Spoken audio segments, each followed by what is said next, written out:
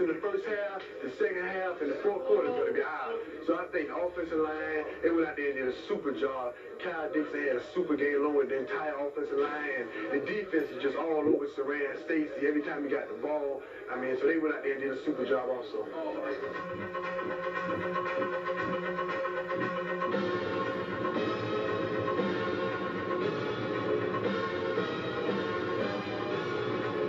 First and 10 now for Shane Matthews. Fakes to the tailback and throws the ball deep down the field with streaking 300. Makes the pitch. Touchdown! Welcome to Florida Football with Steve Spurrier. Today's show is brought to you by Dairy Farmers Incorporated, producers of milk. It does a body good. By First Union Service. We guarantee it. By Osmos and Great Southern Wood, the most trusted name in wood preserving. By Golden Plate. One taste, and you're stuck on Golden Plate.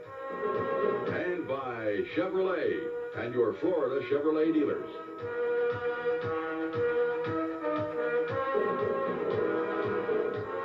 For the second week in a row, Florida flexes its muscles, and Saturday night the Gators open the SEC schedule with a 35-0 shutout win over Alabama. Hi again, everybody. I'm Mick Hubert, along with head coach Steve Spurrier. Welcome to Florida Football Highlights. Coach, congratulations. A nail-biter early, but a big win at the end. Well, it certainly was, Mick, and extremely proud of our team. We played with maximum effort the entire game. So many players played their hearts out for the Gators last night, and we're really proud of them. I want to say also, Mick, that we dedicated this game to the senior Gators. A group of Gators called the Golden Gators. You have to be, I think, over 70 years old to be in this group. But a lot of them were at the first game ever at Florida Field when Alabama came in and beat us 20-0. So to beat Alabama, a team that has won more national championships, more SEC championships than any other school, that was very special for all of us Gators. But we dedicated it to the senior citizen Gators to maybe, hey, the Gators are on top for a little bit right now anyway. Last year's win at Tuscaloosa was such a big one, but last night's win was equally as big, 85,000 on hand in the SEC opener, and the total domination, particularly by your team in the second half. Mick, we certainly were excited in the locker room after the game, but not quite as big as at Alabama last year, because that was a key game that we needed to beat a quality opponent. Our players, I think, now really believe we are good enough if we play hard the entire game. And the way the game progressed, we really struggled offensively the first 25 minutes of the half there, and finally got a few little drives going, but our defense was so sensational. They kept us in the game. Brad Culpepper may have had the game of his life. He was just super there last night. But to see our team get stronger and stronger as the game progressed and to end up having a big victory was really encouraging for us. You know, that's the way Alabama used to play. They used to start slow and do things not very well early, and then their momentum would finally take over. So hopefully we're developing into a team that gets stronger as the game progresses. So if your heart was in your throat at the halftime, only 6-0, the Gators came out strong with 29 second-half points and went on to the big 35-0 victory. We'll see the highlights now, and the Gators have the ball here. Ooh. That's not a very good play there. Looked bad there. Well, what happened? We missed the protection up front. I think one of our linemen thought he heard one protection instead of the other, and we turned the nose guard loose. But as you can see, our defense is ready to play. Tony McCoy, Myrick Anderson getting his first start ever as a Gator. He played a fine game out there at the outside linebacker position. So the defense dominating early, a scoreless first period. Right. This was the draw play, and again, Brad Culpepper. Brad recovered, fumble, made the key play on 4th and 1 early in the game there and got several sacks. Here we are trying to throw a deep one. Trey Everett runs right through 3 guys, makes the catch, bounces free. A little bit reminiscent of last year when Ernie Mills got behind him. I think we come right back and throw an interception, though. Again, each team did have 2 turnovers in the first quarter until the Gators finally got rolling. Right. Here's a play that, as you can see, does not look very good.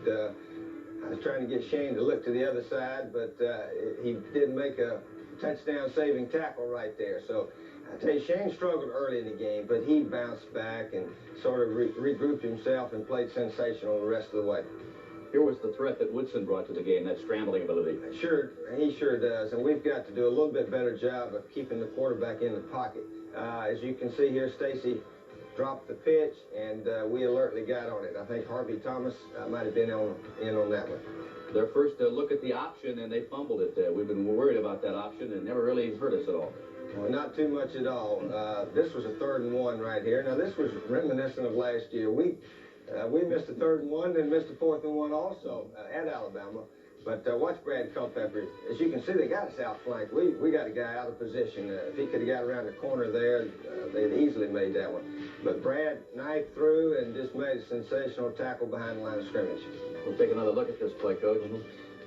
Brad is so quick up there that if he gets a jump on the lineman and the play is going the way he's angling, he's almost impossible to stop. Okay, here we are. I think this is the first 3rd down we converted. Willie McClendon in the backfield, and he gets open, and we make about 12, 13 yards there. We probably should have pounded at him a little bit more like we did the second half. It seemed to open things up for us. Here's another scramble play. We happened to make some yards on this one. I think both of Shane's interceptions came on scrambles plays. Here's Arden Krzyzewski, and what a night he had. As you can see, this one is right through the center of the goalpost. And then right before half here, he'll kick another field goal for the only points in the first half. Gators leading 3-0 at this point, and watch this play here now as the Gator defense again responds and Alabama turns it over. Okay, this was a big hit by Fee Bartley. As we all know, Fee, when he comes off that Gator linebacker position, he can really hit some guys, and he gets Stacy there right on the ball, causes the fumble. I believe they recovered it, though. Yeah, one of their big linemen was able to get on it. They can't move the ball on the ground, and they can't move it through the air here. No, we blitzed them, and we played back a little bit. It seems like the blitz is what we do best in pass defense. Will White got his interception off the blitz, and here we are right before half. I thought this was Harrison Houston making a nice bobbling catch, but he held on and got about 18 yards for us. Here goes Alonzo Sullivan, the exact same play, and he went backwards, but he realized to get back forward there, and then in comes Harden. This was a big emotional lift for us after struggling almost the entire half to make a couple first downs in a row and get that field goal right before half. I know our crowd really got excited after that one. The last play of the half, Krzyzewski's career-long 48-yard field goal sent the Gators to the locker room, happy bunch, leading by a score of 6-0. We'll come back and continue with second half highlights and more of our program in just a moment.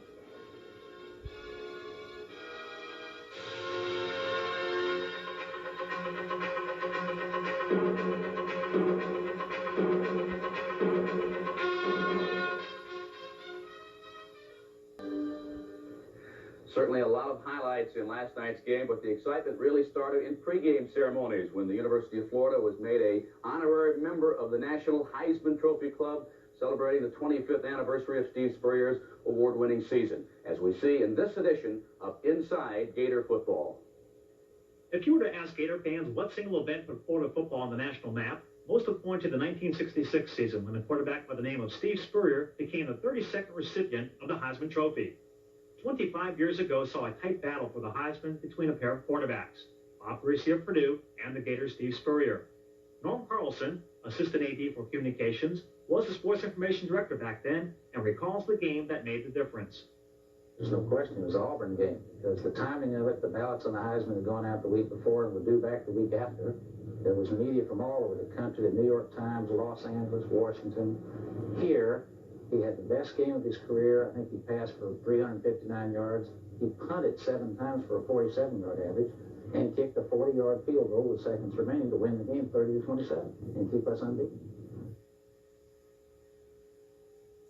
In a lighter moment during the Alabama week of practice, some of the players who weren't even born when Coach Spurrier won the Heisman Trophy had a chance to see him in action under center running the 2-minute drill. After completing 4 of 4, he moved the offense into field goal range.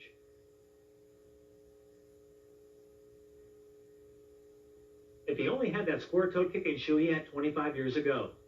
The University of Florida, the special place in history.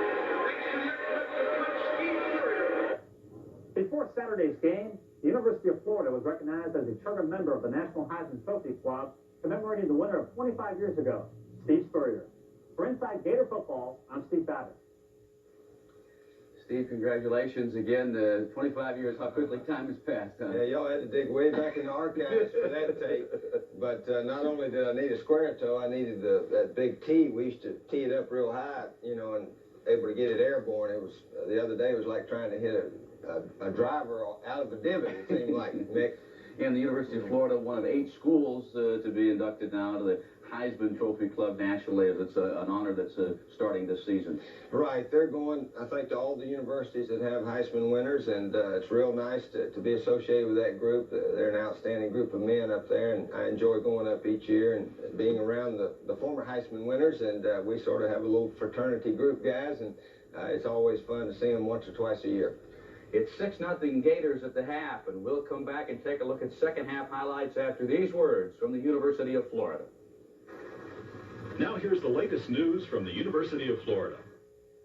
In the new film Doc Hollywood, Michael J. Fox plays a big city doctor who's headed for a lucrative practice in California, but winds up in a small southern town instead. We are prepared to offer you a permanent position as medical practitioner supreme here in the greater metropolitan area of Squash capital of the South. That's the movies. Can you take a deep breath for me? Go. This is real life. A family doctor seeing patients in a rural setting. That's good enough. The problem is too few doctors are choosing to practice in rural areas. So rural residents often don't get help until their medical problems become serious and more expensive. If you don't do the less expensive primary care of health promotion, disease prevention, then you pay the much higher price of providing tertiary care at a later time. With the help of a federal grant, the University of Florida College of Medicine will place all of its first-year medical students in rural clinics throughout North Florida for a 3-week hands-on experience. We hope that by introducing primary care experiences early on, that students will be more motivated to enter that field. University officials say rural medicine is a challenge, but with the right encouragement, they believe more future doctors will choose to practice where they are so badly needed. Making a world of difference. The University of Florida.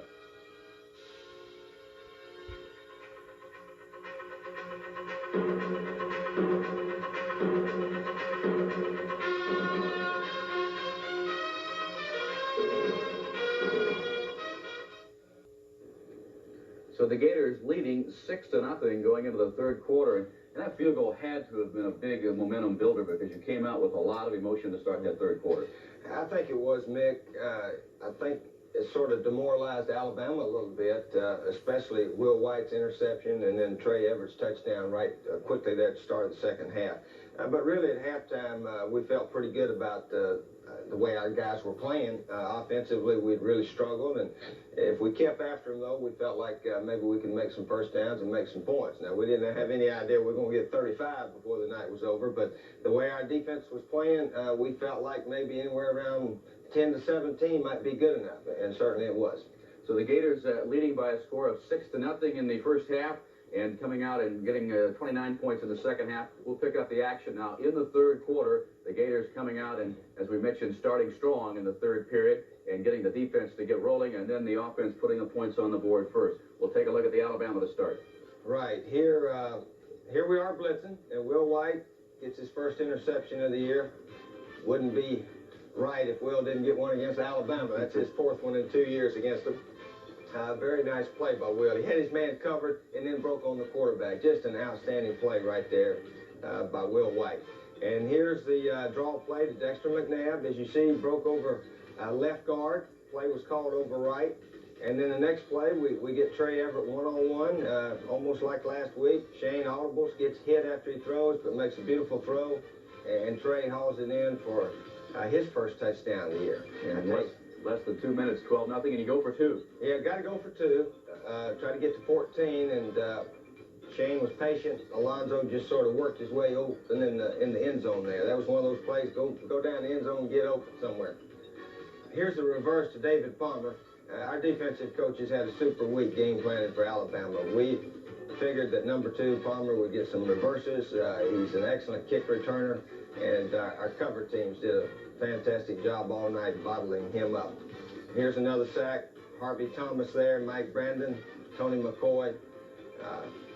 They met in the backfield there. Here's a 3rd and 5 big play with Eric Rhett breaking off tackle. And Eric has developed into maybe the best back in the conference. Mick, he had 170 yards against the number 1 defense in the conference, number 3 in the nation last night. So give Eric credit and give credit to our offensive line for just one of the best performances in a long time at Florida Field. Here's 3rd down and 7 from the 13-yard line coming up. Okay, we put this play in pretty much for Alabama's defense, the way they play, and Willie Jackson. Willie doesn't catch a lot of passes, but most of them for touchdowns. So he ran a beautiful route. Shane threw it in the opening, and that was a big one there to get up to 21-0. First of 3 long Gator scoring drives. That was a 70-yard drive in 10 plays there. Right. Here's this little cutback play that seemed to really work most of the night. It was a combination of just outstanding running by Eric and fine blocking up front. But as you can see, he broke some tackles in the secondary there and made the big run. We'll hear Eric Rhett's comments about this play coming up a little bit later on. And another angle, and Eric said he thought he might have been able to take it all the way, but he felt his legs just cramping a little bit. Well, that's a good way of saying he's not a 4-4 guy. Those guys chasing him, I think, run at least 4-4, 4-5. But Eric is an outstanding back, and they had a little bit of angle on him. Here's the touchdown to Willie Jackson. What an effort that was. He had a small defensive back there, hit him on the 4-yard line, as we see here on the replay. Look at this. And Willie just carries him into the end zone. Keeps his knee off the ground. Look at him lunge the ball in there. 7 plays and 79 yards, and the Gators lead 28-0. Okay, I think it's time for our defense to take back over a little bit here. Here's Harvey Thomas knocking it down, and Brad Culpepper almost intercepted. We're going to teach Brad to try to sprint through those interception opportunities. He made a leap there that didn't quite work. Here's Lawrence Hatch getting his first interception as a Gator. We started Lawrence Hatch and Larry Kennedy at the defensive corners. And Dale Sperritt, free safeties. You can see Coach Zook, our defensive coordinator, loses his emotion there for a moment. Looks like some high school coach out there, doesn't it? Yeah. Another look at the Hatch interception. No, that's fine. Coach Zook produced his first shutout ever as Gator defensive coordinator, and they did have an outstanding plan. All the defensive coaches had an excellent week preparation-wise. Willie McClendon rips off a 10, 11-yard gain there. I tell you, he is an outstanding back. He and Dexter McNabb and Eric Rhett give us 3 of the best backs in the conference, and it's just difficult for all of them to get to carry it a lot of times. Here's a little hand-back, throwback pass that we hit against Georgia last year for a touchdown. And Harrison Houston just out-wrestled 2 of those Bama players for the ball. I thought it was going to be intercepted, but Harrison came away with it somehow. Here we are down on about the 3-4 yard line, and we run a little sweep here. 3rd and 1. Right, a little sweep play. Kelvin Randolph, excellent block. Dexter Smith helped lead us into the end zone there. That was a 90-yard drive in 10 plays. Okay, here's our defense at work again. Blitz, fake blitz. Seemed to really keep them off balance. Brad Culpepper, another sack. William Nasty Gaines was in there. Here's the offensive line. And ball game's over, and big win for all Gators. I think it's just nice, always nice to do something that's never been done before. And to finally beat Alabama was really special because, see, we don't play them but once every 7 years now with the realignment of the conference. So we just had one shot to get them there last night. They may not come here for another 14 years, something like that. So it was nice. I believe the Gator defense never allowed Alabama inside the 25-yard line last night. Gators winning 35-0. We'll hear from the victorious players in just a moment.